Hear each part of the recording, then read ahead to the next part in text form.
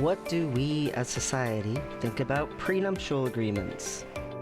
Should you get a prenuptial agreement? So we call them prenup for short, and the way that we perceive them is as a piece of paper that you sign before you get married that doesn't have any terms or clauses in it and just says, yeah, whatever you have versus whatever I have. And we both are gonna walk away with that. So it's pretty common for us to imagine them in more unequal financial situation marriages, where we imagine one person has a lot of money and the other person does not. We view it from a direction of trying to keep people from taking away from people. Oh, this person already had a business, this person already had a house. We don't want that stolen away by this other person if a divorce happens. So let's sign a prenup. That's how we view it in society. All statistics are cited by Forbes for the 2023 divorce statistics. We still have a 50% divorce rate. It's actually slightly higher. And yet only 3% of marriages have a prenup in them.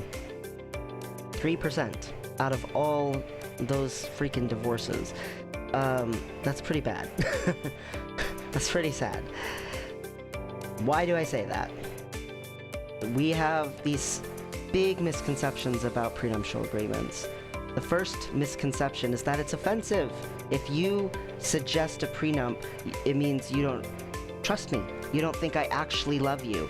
You don't think that the marriage is going to be a real one, that you don't have trust for our relationship. Some people even get offended to the point of saying, you think that the marriage is going to fail by suggesting a prenup.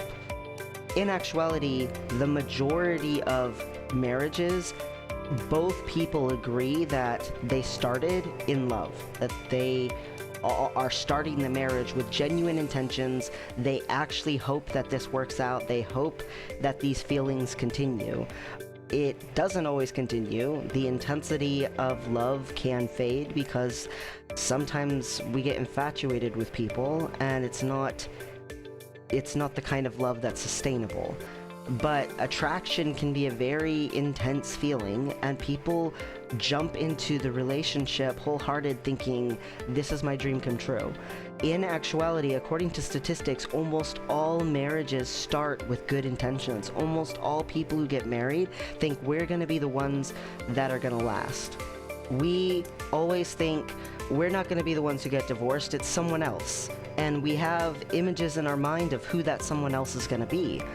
It's funny to me, according to statistics, the people with the highest rate of divorce in the United States of America are the very people who tote the divorce is bad line. Evangelical Protestant Christians are the highest rate of divorce in the country. They fought tooth and nail not to allow the LGBT plus community to get married, and yet the LGBT plus community has a lower divorce rate. You can even look at divorce rates for some of the other religions. Hindi is actually an extremely low divorce rate. Or how about people who don't practice religion at all? Atheists and agnostics have an 11% divorce rate. Touting anti-divorce and abstinence is not necessarily a path to, yeah, this is going to be a magically wonderful, perfect marriage. Having a real in-depth understanding of each other and having the same goals, the same morals, the same wishes for the rest of your life that are in alignment with each other while bringing out the good in each other and having some sort of sexual chemistry, these are all important components. It's not the things that get harped on. They don't prevent divorce. In the USA, the idea that people who are not Christians do not respect marriage is just equivocally, according to research, untrue. It's actually evangelical Protestant Christians are the ones who least respect marriage and most often get divorced. Also, in the United States, we tend to think that the people who aren't in love are the rich people who get married. They're just marrying for the money and nothing else. When in actuality, the highest divorce rates are amongst people with poverty. Poverty is such a stressful situation that it puts massive amounts of strain on a relationship. It is a 49% divorce rate when you live below the poverty threshold. Meanwhile, once you get to above the poverty threshold all the way up to 200,000, the divorce rate drops down to 30%. Once you get past 200,000 all the way up to 600,000, the divorce rate drops down to 25%. After 600,000 all the way up to hundreds of billions, the divorce rate goes back up to 30%. So it could be said that the obscenely wealthy do have that problem a little bit. The obscenely wealthy, the people who make way a ridiculous amount too much, even to the point of having so much money it would be impossible for them to spend it in their lifetime. Those people, sure, they have a 30% divorce rate, but 30% is still not as high as 49%.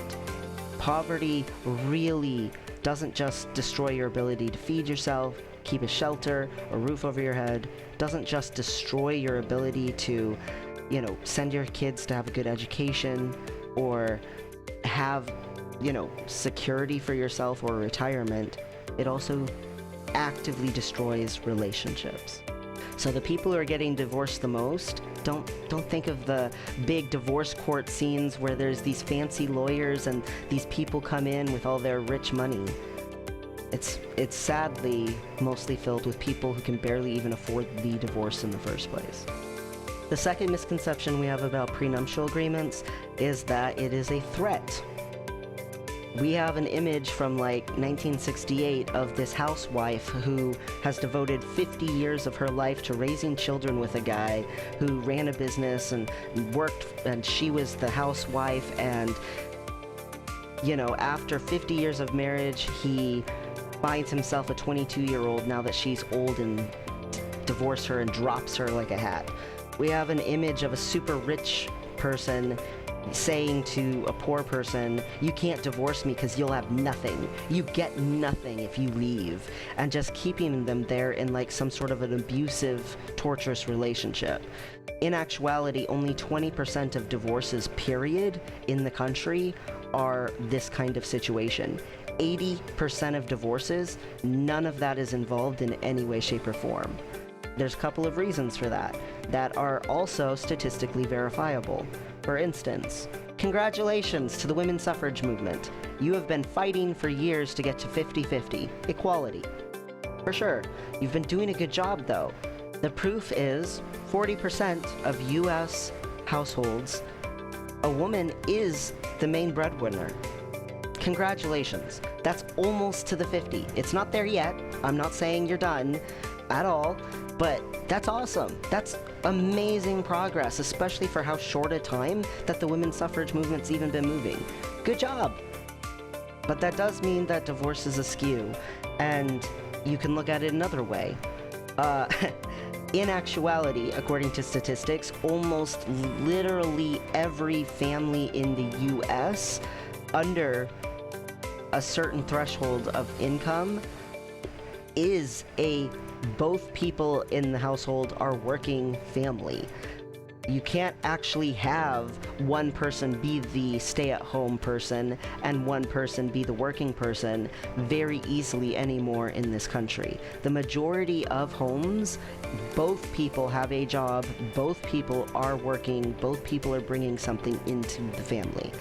It is unlikely that a divorce is going to end with one person having been a housewife or even a house husband, simply because that's not that common. The idea that the prenuptial agreement is a threat is statistically rare, because statistically it's just not likely. The environment where that happens is just not as common anymore. Despite the fact that 80% of divorces do not end in that sort of situation, 70% of divorces in the entire country are initiated by women.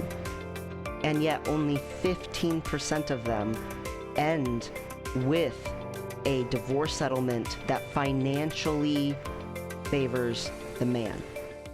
Despite the higher rates of both people working, and despite the rates of female breadwinners, only 15% of divorce settlements end with a guy being able to have any kind of financial recovery simply because of a misconception about threat when it comes to divorce. The third misconception about divorce is that a prenup is set in stone. A prenup can't be broken. It's this piece of paper, and now your life is, controlled by the sense that this piece of paper is out there. In actuality, prenups are not set in stone. It is a necessity to get a good lawyer, like a really good lawyer, to try to accomplish that. One of the things that makes a prenup not a set in stone thing is if you try to stipulate what happens with children. Children are the biggest losers in divorce, period. Like, we talk a lot about the people who lose a bunch of money, but children are the victims of divorce, for sure. Children, what they need, what they get, has to be decided by the courts legally. If you try to put in a prenup, you're not allowed to take custody of the kids, or, we have to have joint custody, automatically your prenup is capable of being broken. If you try to put in the prenup, hey, I know I earn more money, I have a business, and she works at Walmart, so obviously I will donate this much a year toward, child support to my kids. And now your prenup can be broken. Your prenup can be now taken and line by line rehashed over with the courts, because legally a judge has to decide that kind of stuff. You do not get to make those kinds of statements, and you might be genuine in your attempts to mitigate damage of a divorce to help your children. You want to be there for your kids. It's still a court decision. It is not your choice. The other thing that can make a prenup basically not in stone is if it's considered to be too unfair.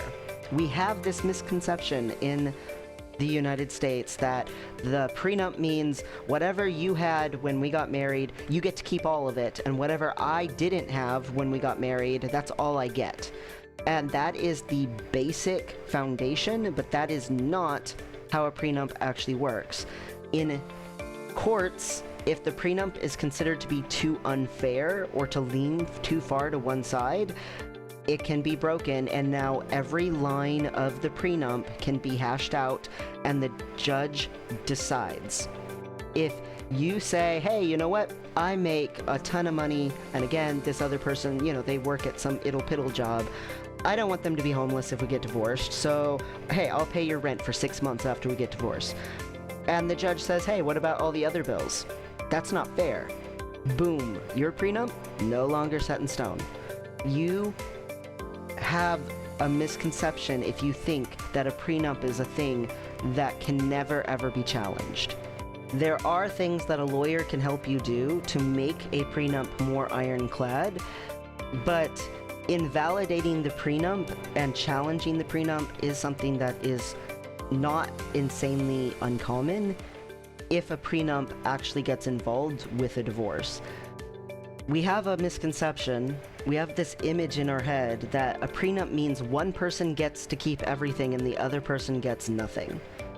That one person maybe started out rich and now they are still rich, while the other person started out poor and now they're still poor. But it's actually the opposite. A prenuptial agreement makes sure that both people get something in the case of a divorce. If your worst fear happens and the worst thing comes about, it makes sure that the proportions stay somewhat similar to what they are currently, but that there is concession on the logistics of it. A prenuptial agreement means both people get to talk to a lawyer. The prenup is valid because both parties get to talk to a lawyer. And the prenuptial agreement means that both parties put in clauses, put in terms that state, here's how I'm going to help take care of this person if a divorce happens, because proportionally I have more than they do, and if we've been married, say, this long, they will have given to me in this relationship. They will have made my life better. And so obviously I would help them. A real prenuptial agreement expresses what each person is giving to the other, not what each person is trying to avoid someone taking. What you can give is more than just money. People have more worth than just their finances. Both people agree that they want to protect each other, that they don't want to steal from each other, that they want to try to be there for each other in a prenuptial agreement. It's a solid financial decision, yes, but it's also a solid relationship decision. When you go to set up a prenuptial agreement, you're actually practicing skills that you will need for the health of your relationship for the rest of the marriage going forward. You will be practicing all the skills for marriage. When you make a prenuptial agreement, you have to negotiate, you have to self-advocate, you have to compromise without compromising yourself. You overcome hurdles, you get through discussions and arguments, you come to a place where you care about each other, where you're advocating for each other. You want to make it work. You love each other. You are in a place right now discussing taking care of each other in a bad situation. Divorce can be so petty and vindictive and cruel, outright cruel. But because you are having the foresight to say, you know what? We love each other. We're completely in love. We don't expect a divorce. We don't expect a divorce. But realistically, 50% of marriages end in divorce. So just in case that happens, I don't want to be horrible to you. I love you. I don't think you want to be horrible to me. You love me. Let's come to agreements. Let's discuss things. Let's get our beliefs and our hopes for the future on the table here. Let's discuss this stuff before we get married. A prenuptial agreement is an opportunity to discuss how much you want to be generous to each other. Statistics show that divorce is actually the thing that leaves one person with all the money and the other person with nothing. We have a misconception about divorce that it means 50-50, but that's not actually true. We think of it as 50-50 when there's a divorce, but the loser in the divorce, the person who loses out, they have to pay all the legal fees. In many states, they have to get life insurance, whether they wanted or even had a life insurance policy to begin with, so that if they die, their ex-spouse can claim all of that money on their life insurance. They have to deal with so much financial extra bloating that has nothing to do with 50-50. On top of that, you find a lot of people are so depressed or so distraught from years that it can take to get a divorce that it destroys them. It used to be that a divorce took on average about a year to finalize. Now, the average for finalizing a divorce is more like 6 years. Lawyers are raking in money. The court systems are going to be funded just fine. People getting divorced, you're torturing yourselves. Sadly, people who are divorcees have shorter lifespans because of the toll that divorce takes on you. You don't just lose out with finances. You lose out physically. You lose out mentally. You lose out emotionally. You have to go through grief because the entire future that you thought you were going to have with this person is now dead. It is a horrible, horrible thing. And yet, sadly, divorce gets toted to people often as, oh yeah, do it, go for it. I just got a divorce. If you know someone who just got a divorce, you are 33% more likely to get a divorce, even if you had never been planning on it up to that point. Just because you know someone who got a divorce. Divorce can look like an awesome thing for some of the people who are in the divorce. The people who win out, it's like they got to win the lottery in some cases. But the people who don't win out can end up living out of their car. Divorce, as it currently is in the current system, is sadly very, very askew. And the way to bring some balance back into it is actually prenuptial agreements. It's extremely sad, because the reality is a prenuptial agreement costs $2,500, and it can save you thousands of dollars later in a divorce. Just the legal fees for your lawyer by itself, not even including all of the paperwork submittal fees or anything else, just the lawyer fees on average are $7,000 for a divorce. So financially, saved some money just by making a prenup. But even besides that, you saved so much time. It might take you a few months to hash out what's going to be in that prenup, to discuss it with each other, to come to terms. It could take years. Again, the average is 6 years of your life for that divorce. The prenuptial agreement saves you financially, it saves you mentally, it could save your marriage because it's like going to couple counseling before you actually had problems yet. And learning about and understanding each other before you even got married. If you did already get married and you didn't get a prenuptial agreement, you can get a post-nuptial agreement. It's okay to get that. Being aware that divorce litigation is a bad and terrible thing doesn't mean that you don't want a prosperous and good marriage. It means that you are conscientious of the fact that if this tragedy happened to you and the person you love, that you don't want to destroy each other, you don't want to obliterate each other, that you do want to treat each other in a loving way, and you want to set that loving way out early. You want to discuss it now. Because if the worst thing ever happened, you want to be able to look at your prenuptial agreement and see the love that you started with. You want to see it there, written out in generosity on that paperwork. Because divorces can get so mean and so messy. You are aware of how awful divorce can be. You want to protect each other from how awful it can be. You want to avoid as much of that toxicity as possible. You've thought about the pain, you've thought about the suffering, and you're trying to mitigate it as much as possible preemptively because you love each other so much.